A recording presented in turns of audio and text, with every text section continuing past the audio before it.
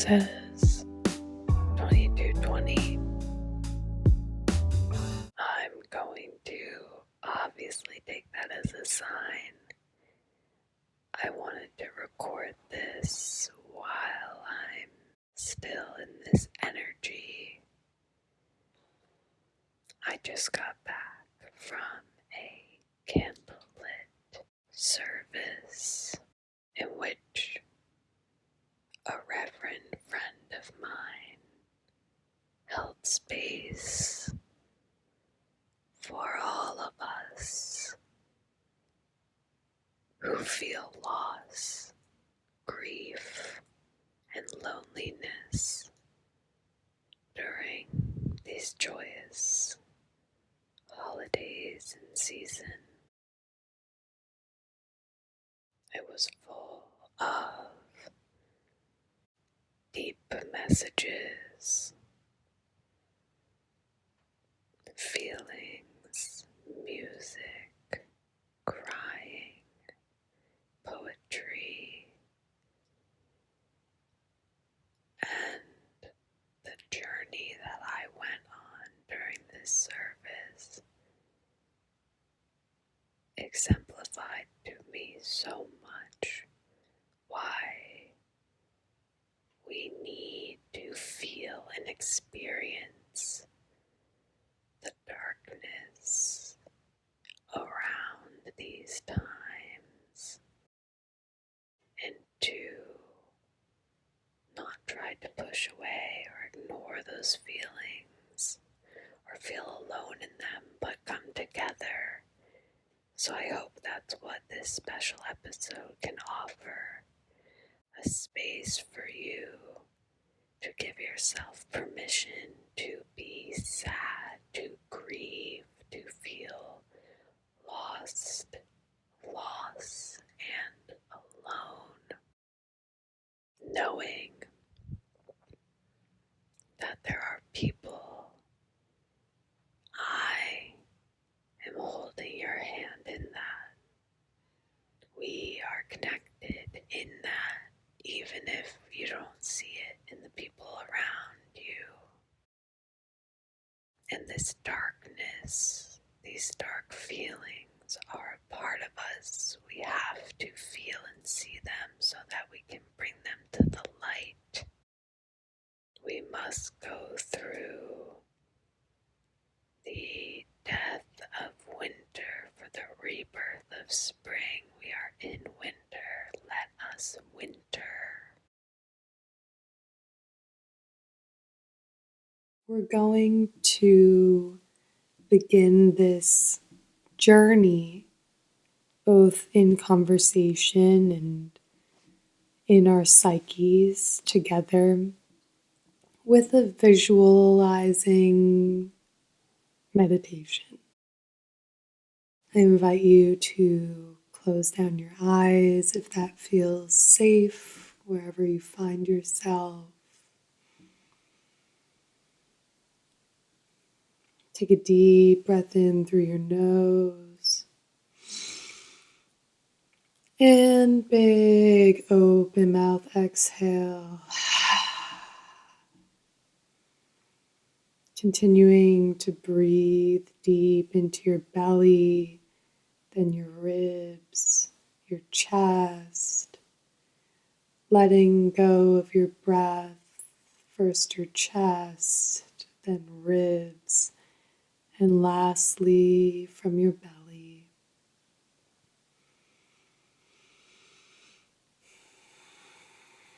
As you begin to arrive into your body here in this moment, in the darkness of your closed eyes, feeling the refuge of your inner sanctuary.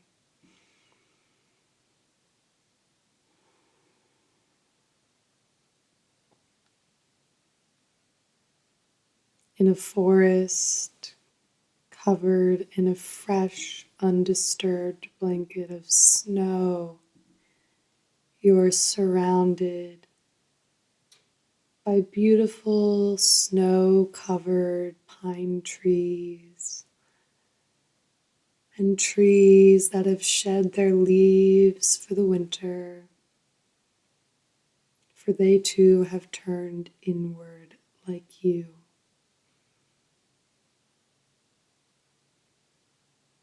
You begin to walk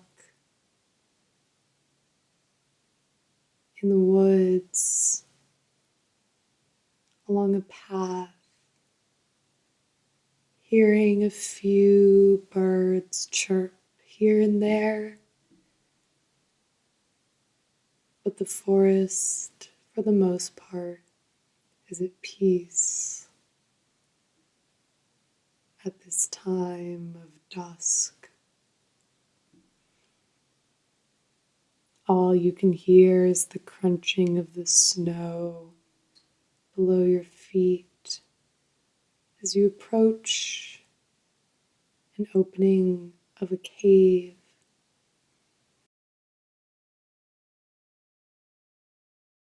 Holding a candle in front of you, looking at the wick, the light sparks, the candle is lit as if the light was always there.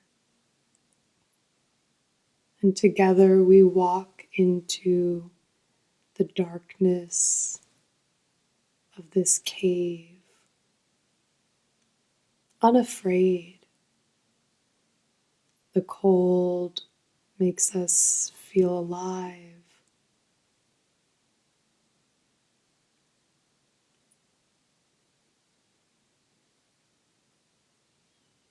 As you continue walking into this space, discovering it, its walls, its crevices.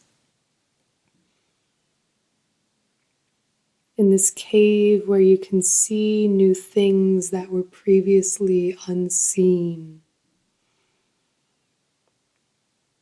where you feel free to move about in the darkness in a way that you don't feel during the daylight.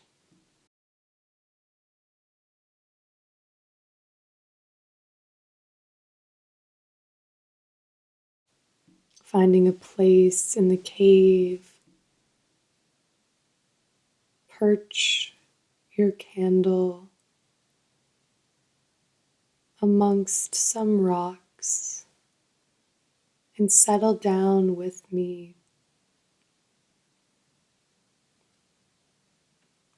Together, all of our candles light a beautiful ring around the circle in which we sit here in the darkness of this cave, the darkest night of the winter this year. Together, we are going on this journey in this underworld to discover hidden truths, hidden shadows.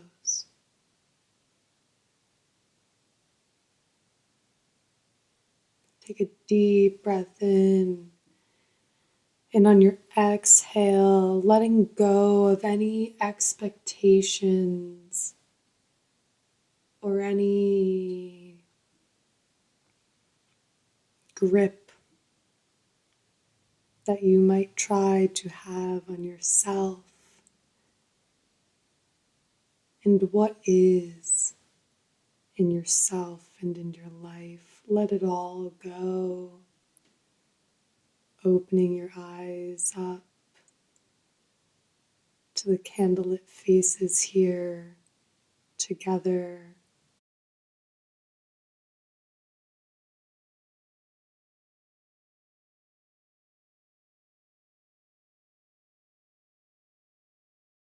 So when I first had this experience, I sat in this sanctuary and thought, I'm here to hold space and give love and be light to those who have experienced loss and grief and darkness in this time of light that we have around these holidays.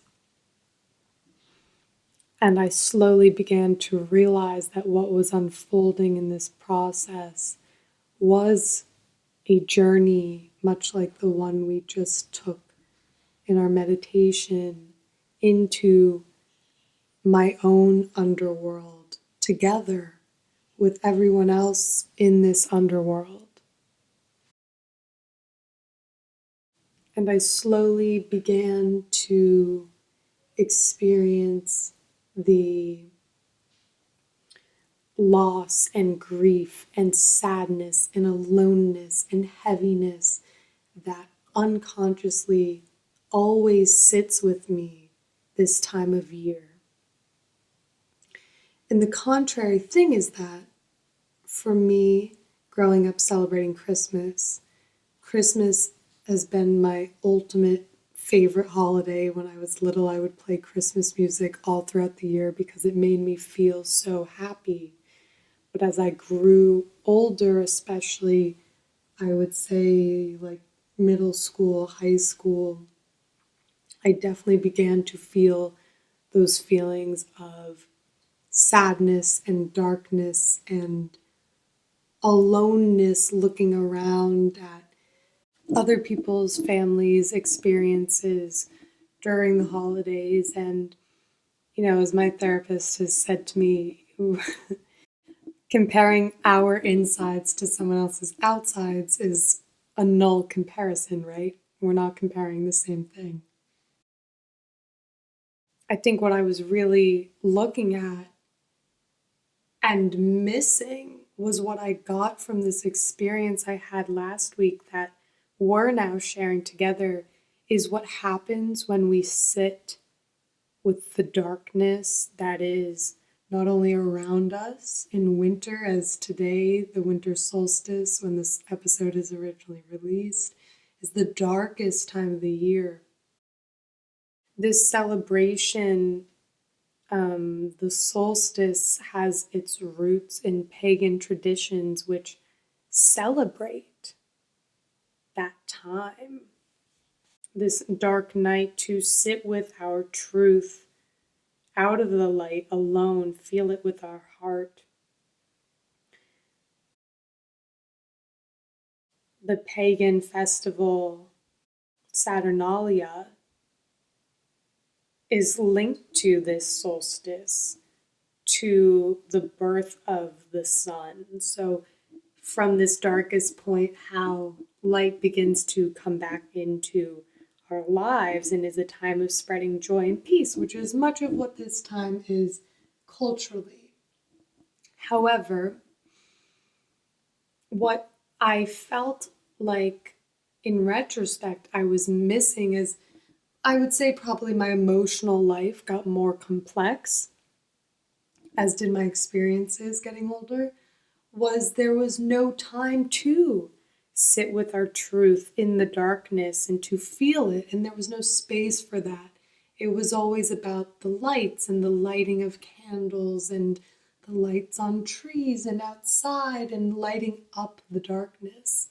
But there was no acknowledging the darkness. There was no space to sit in and be with and appreciate the beauty of feeling these feelings.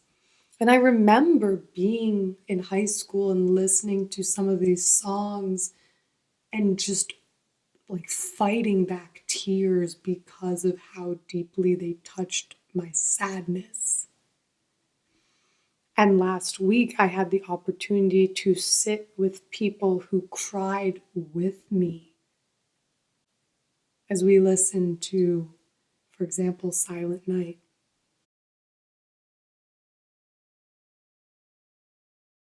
So this is a time for us to look at what shadows are reigning in our inner world right now, before we dwell in the light and peace, before we come back to the light and peace, we have to face those shadows. We have to feel them and see them and clear them to make space,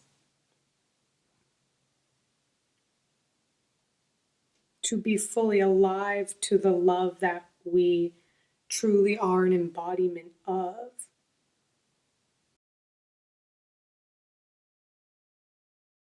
And what I realized sitting in this sanctuary was that who was really sitting there was that little Lydia.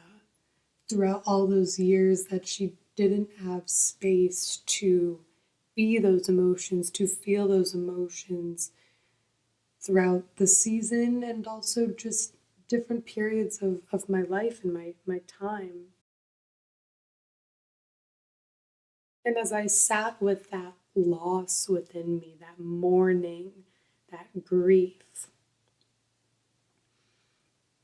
I realized a quote from Women Who Run with the Wolves, which I frequently reference here, is a quote in which Clarissa Pinkola Estes is talking about our handmade life, which is basically your authentic life, your true path, your own unique path and way and purpose in this world. She has a quote that says, it's about returning to that. And she says, as we keep doing, so to speak, the healing, eventually we will come back to that life that has been waiting for us. And we will feel so lucky that we've had a second chance. And that I should be so lucky to have a second chance flashed in my mind at one point during this service. And I realized that was part of my grief, and my coming out of this grief was acknowledging that for so long I felt like I wouldn't have that. I had no idea how to have that life, that space, that handmade life. And here I am sitting today and in that moment, in that sanctuary, and realizing again, after reading that quote and just bawling my eyes out as a visceral response to its truth embodied in me, was I am so lucky to have this second chance. And it was now a grieving process of feeling like I would have never had that. I had no idea how to get there. So the point is, here today, in this moment, in our conversational journey, this is your time to grieve and cry. This is the darkness. We are in each of our own underworlds, and it is necessary. Be here in this darkness, in this winter.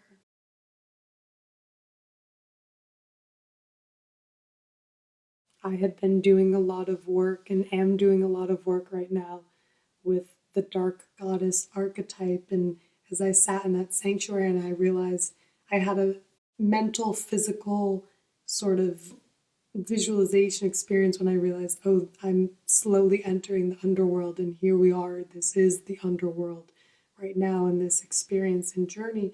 I realized, oh, this is what the dark goddess has wanted for me, and this is what she was bringing me to do. And prior to my friend, who was the reverend, putting together this service and offering this service, holding this space, right before she invited me, I had read something about the busyness of this time of our season and just saying yes to joy, and someone, sort of the example was someone inviting us out of our work and busyness, even if, we have to wonder, well, when am I going to get this done? Just putting that on pause for the rest of the day from that example, and going forth and enjoying it and letting go of those burdens for a little while.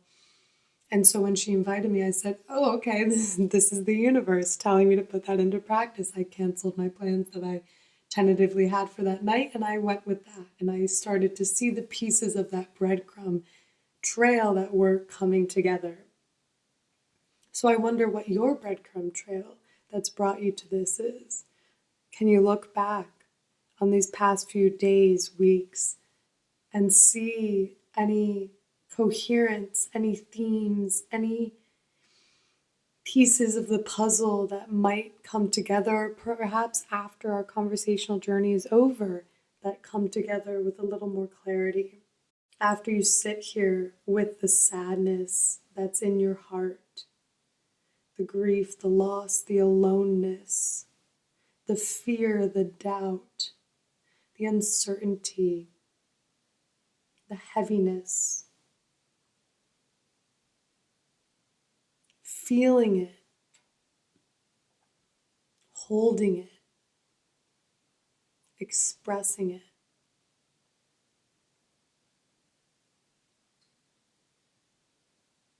If we want an authentic life, this is part of it.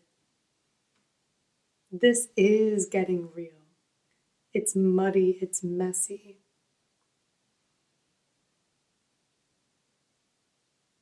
We feel like an outsider, we feel alone, we feel loss, we feel grief, we feel fear, so feel it. There's nothing to protect yourself from anything here. In this space, in our cave, amongst the few bright lights, a light for each of us, right? A light for, as the service offered, the hope within us that cannot possibly be extinguished no matter what we experience, that lights up clarity. This full picture creates the understanding that we crave. In that service, I faced a sadness that was my feeling very alone in the world and in my family, as we've talked about here, my black sheepness.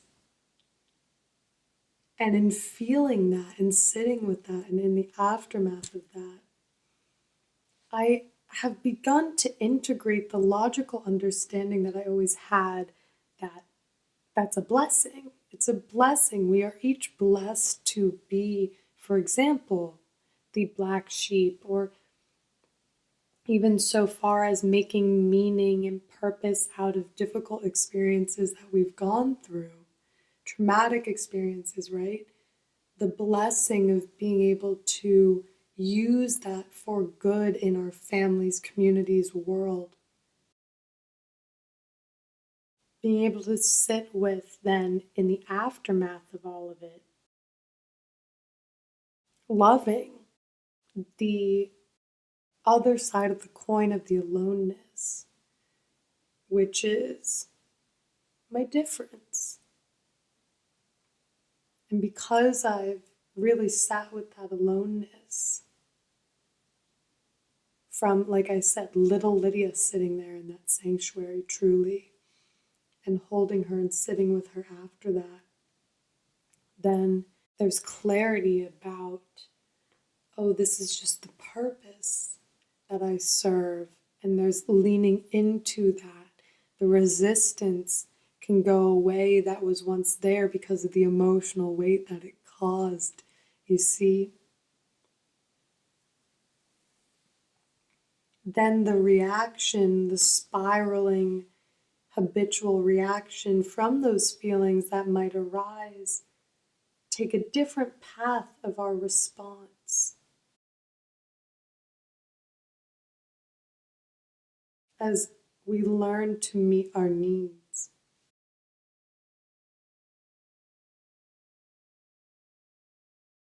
As we learn to hear ourselves, understand ourselves, see ourselves, appreciate ourselves for who we are in the ways in which we haven't historically experienced, giving that to ourselves. And seeing those past experiences with clarity so they no longer rule unconsciously our actions moving forward. So grieve for your inner child,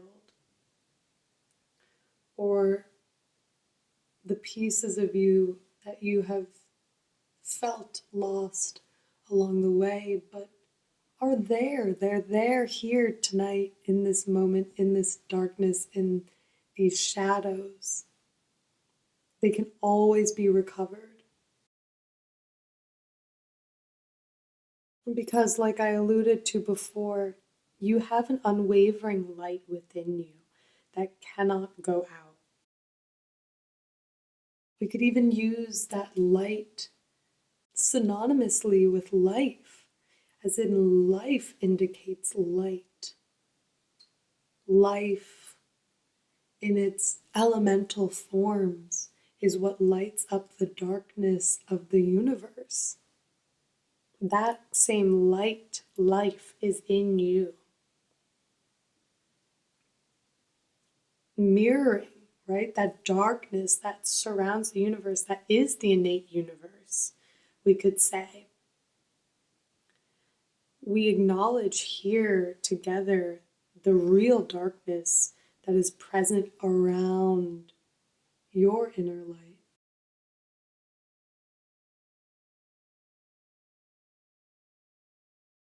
So you can use your light to see your pain.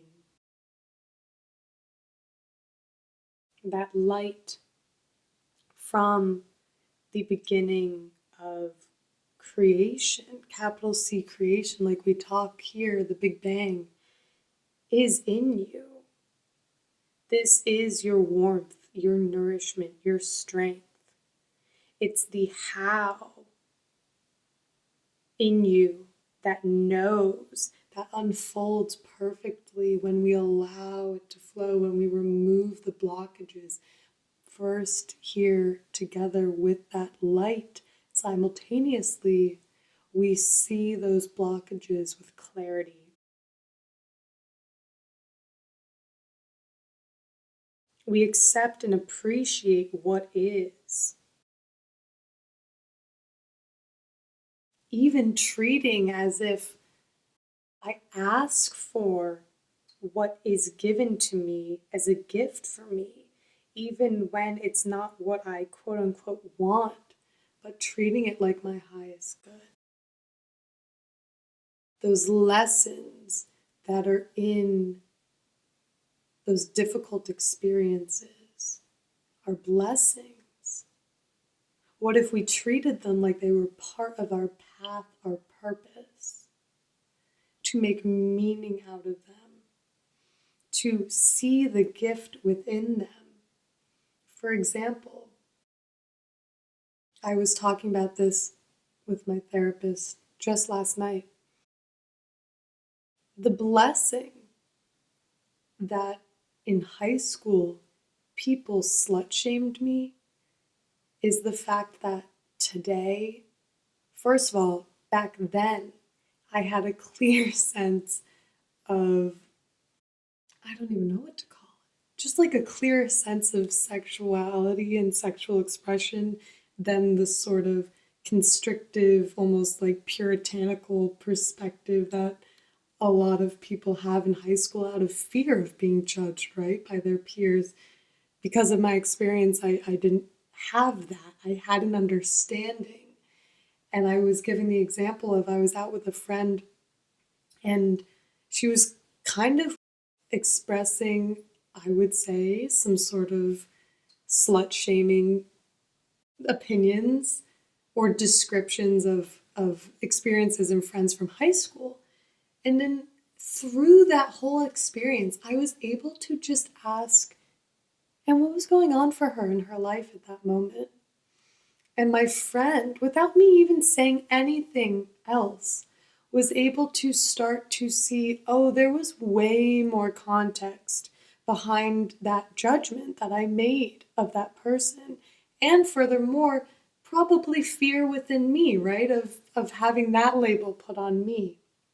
So that's the example, right, of what a gift can look like from our pain, from our trauma, right? From being bullied.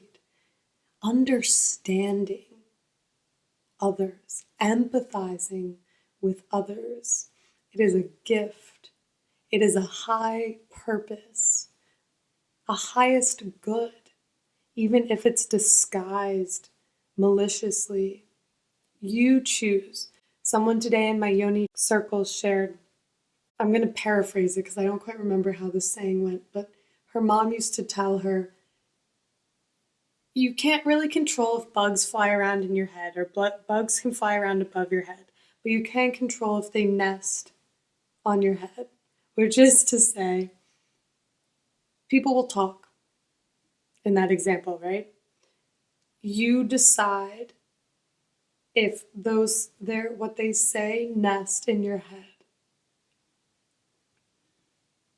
And how do we prevent that nesting? By deciding and seeing the higher purpose, the gift that is given to us, whether good or bad experience occurs. And when it's bad experience, accepting the pain and grief, accepting the pain and grief of the fact that I was in an environment that wasn't supportive, that was judgmental, that felt unsafe, unstable, and looking at the ways that it shaped me. Grieving for that 15-year-old who's going through so much, right? That these people don't understand, are making judgments of, have no clue about. And their words are hurting me. I'm not acting like that. I'm acting like a rebellious little one and saying, fuck you, I don't care about what you say. But obviously, I'm human, and there's pain to that.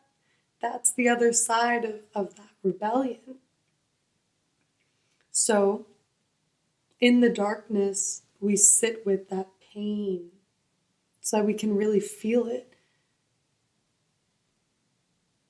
When we are still, an example, that rebellion, when we're still acting against something, we're still being controlled by it versus simply acting out of authenticity, right? So when we have to see both acting within a sort of, we could call this a system of how our experiences shape us, the rebellion against that system, so that we can sit with all of those pieces and contributions and move towards our whole authentic self that comes from within us, right? Not shaped by the outside. And that is what we're doing here, sitting with your grief and your pain. Connected to the love that's in your heart, that innate life, light from creation.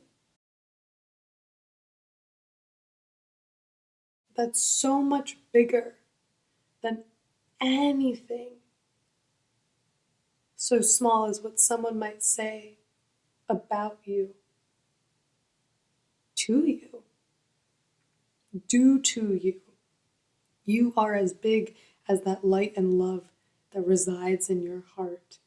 That is not an ungrounded woo-woo light and love. That is the source light, source fire, source energy of the Big Bang that continues within you, that you are an embodiment of, a literal unstoppable force of nature.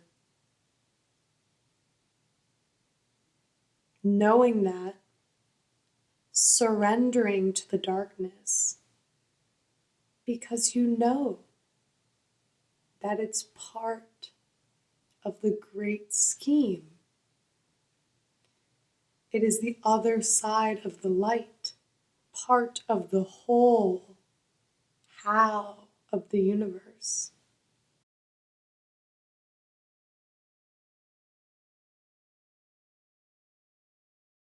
You are not alone. You are with Source. spirit, love, innately, always within you, always working for you, just as nature unfolds in perfect harmony and balance. In this darkest hour before dawn, nature shows us the how. So offer your pain to that love, that source, that light within you, so it can make space for peace to replace it. Lay your pain at the feet of your highest self. That is the light, the love, the source within you, your soul that knows exactly what to do, that is always communicating to you through synchronicities, through gut, visceral, bodily, felt emotions and reactions. Lay your pain at the feet of your higher self, because your higher self can handle it. Not only can it handle it, it doesn't want you to carry the burden anymore. It can carry the burden. Give it your burden. Feel the pain lifted from your shoulders, the weight lifted.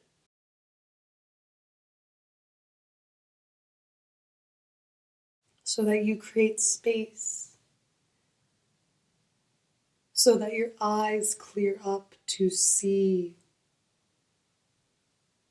lightness in all of the unexpected places, like our example earlier.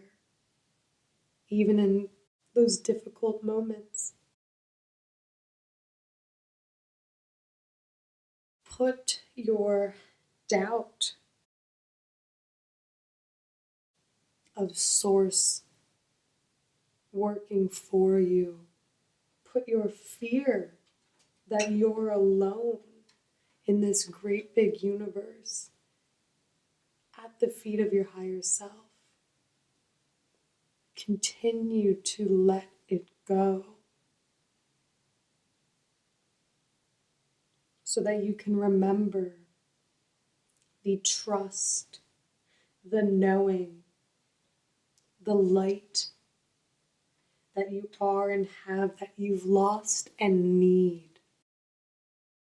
So that in that space from within, it will well up from your eternal source within. That eternal connection to eternity, source, spirit itself. Because from there, as we can begin to act on those pings and the callings of our soul, of our innate curiosities, always leading us to our purpose here, our strength is renewed. The distractions are gone.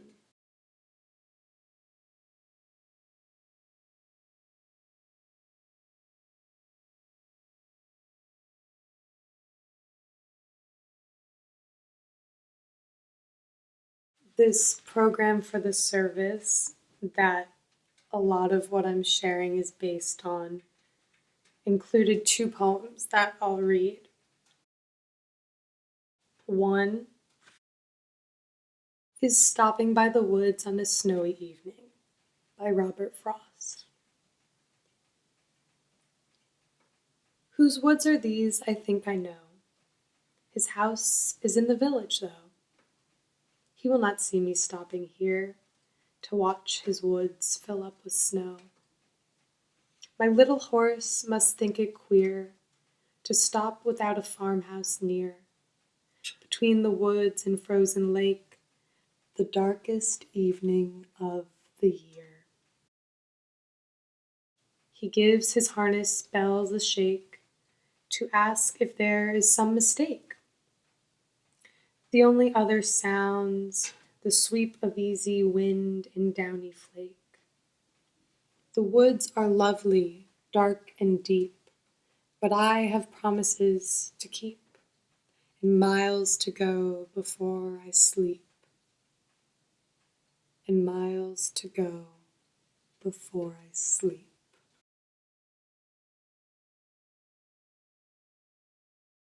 This darkness that we're in right now is lovely. It's beautiful. It's deep. This is where part of our very own depth resides. So spend time here. Be here. And remember that we'll surface. We have to. We have promises to keep and miles to go. Before that final rest, we have purpose to execute in this life.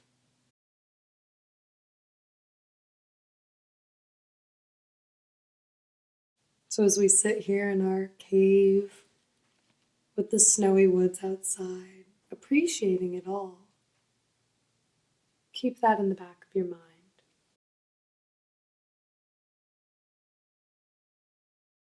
And our other poem, an excerpt from Winter Hours by Mary Oliver.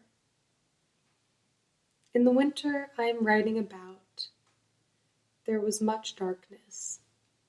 Darkness of nature, darkness of event, darkness of the spirit. The sprawling darkness of not knowing. We speak of the light of reason. I would speak here of the darkness of the world and the light of, but I don't know what to call it. Maybe hope, maybe faith, but not a shaped faith. Only say a gesture or a continuum of gestures. But probably it is closer to hope. That's more active and far messier than faith must be. Faith, as I imagine it, is tensile and cold and has no need for words. Hope, I know, is a fighter and a screamer.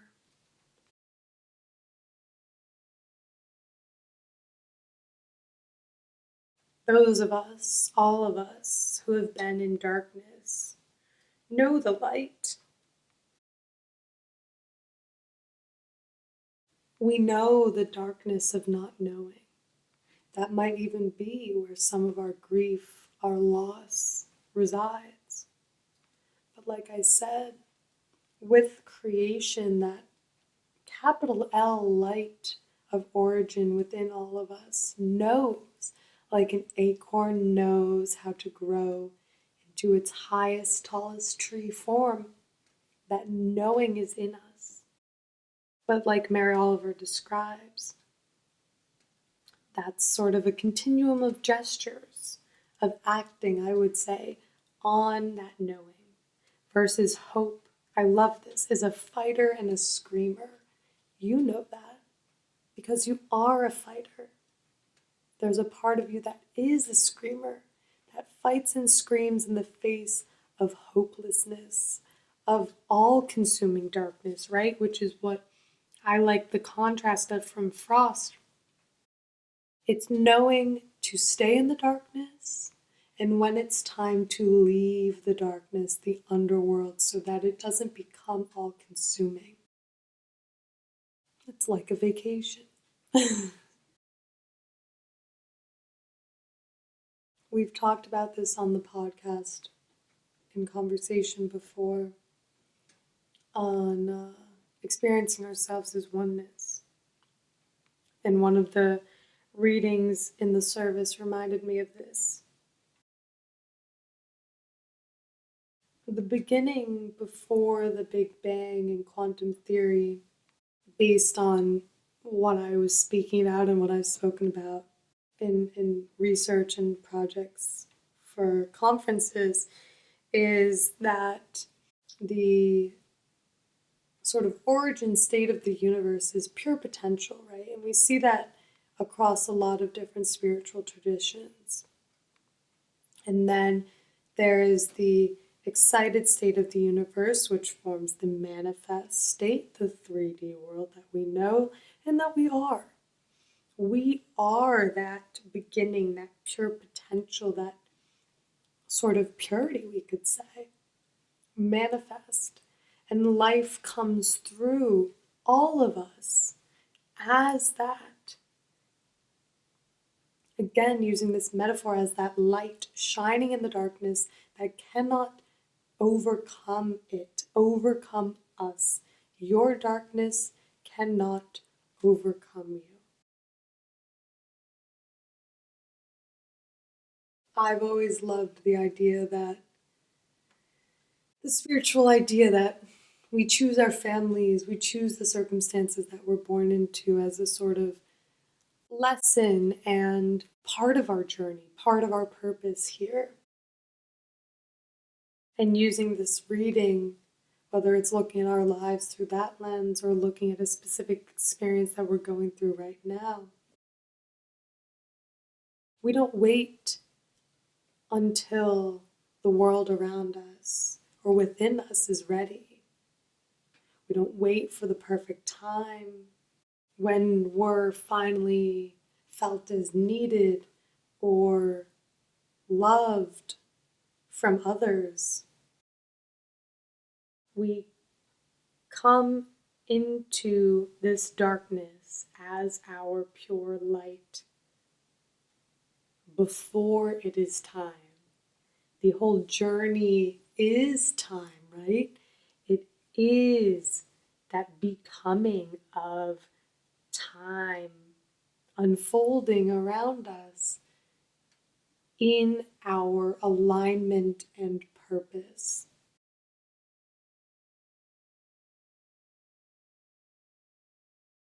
And when we can see that, we can find the joy in it because it's all here in plain sight. We need the darkness to see what the light illuminates. So these winter months, the years of our lives that have built these shadows, bless this time here together.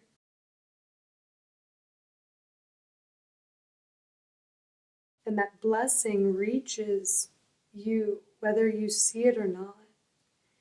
It finds you. And in this interpretation from Blessing for the Longest Night by Jan Richardson, you'll know it's here because you'll relax your breath, your heart, your hands, your anxiety, your fears. You'll know that you're on to something in your path, in your journey. As the darkness thins a little here,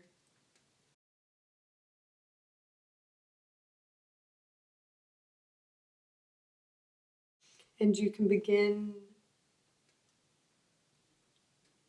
to close your eyes, to take the hand of your blessing from what surfaced in our darkness here in this conversation, and begin to walk, leaving your candle behind in the cave, walking the path that you can't see with a deep trust that any way you walk towards the dawn of light, clarity, relief, comfort, joy, connection, authenticity, alignment, forgiveness, love, peace, gratitude, As you exit the cave, the sky, gray between evening and morning, the sun not yet peeked into the picture. All of nature sleeps around you. You hear your footsteps crunching in the snow. And as you walk again in a freshly blanketed forest,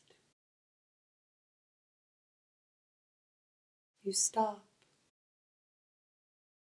and see that the trees all around you are conscious beings just like you, from the same source of the same light, and you feel them as thousands of people. You feel like you've arrived to a party where everyone is ecstatic to see you in your new knowing and understanding. They embrace you. They cheer for you and welcome you as you walk into their embrace.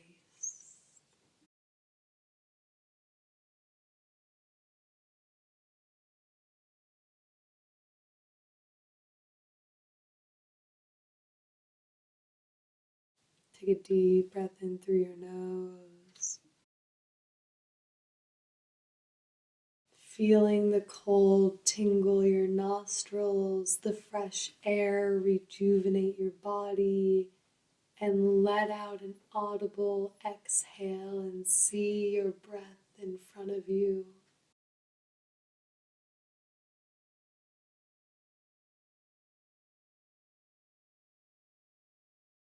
Before you open your eyes, take a moment to acknowledge the change, the shift that has occurred within you through our journey here into the dark underworld and back out.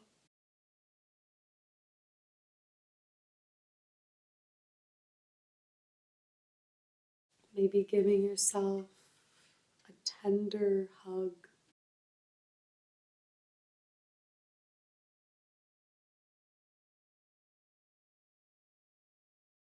holding one hand to your heart.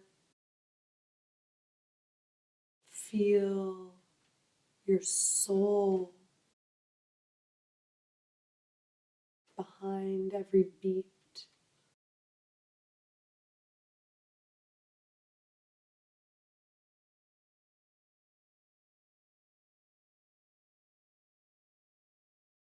What did it show you?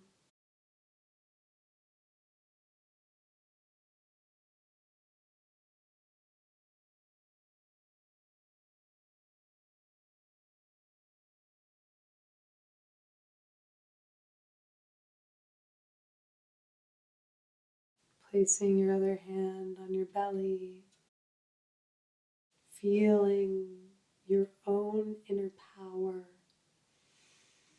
breathing into that wholeness, letting out a deep exhale,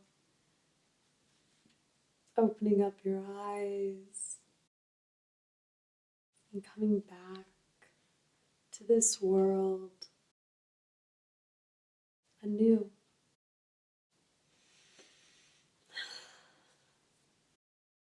I hope you enjoyed our conversation. I certainly enjoyed having it and sharing that experience with you. I truly hope that